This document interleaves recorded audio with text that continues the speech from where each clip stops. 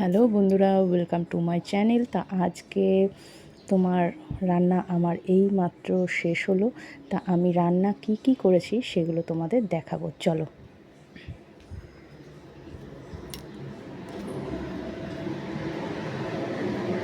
প্রথমেই দেখাই, ছেলের জন্য মাংস হয়েছে,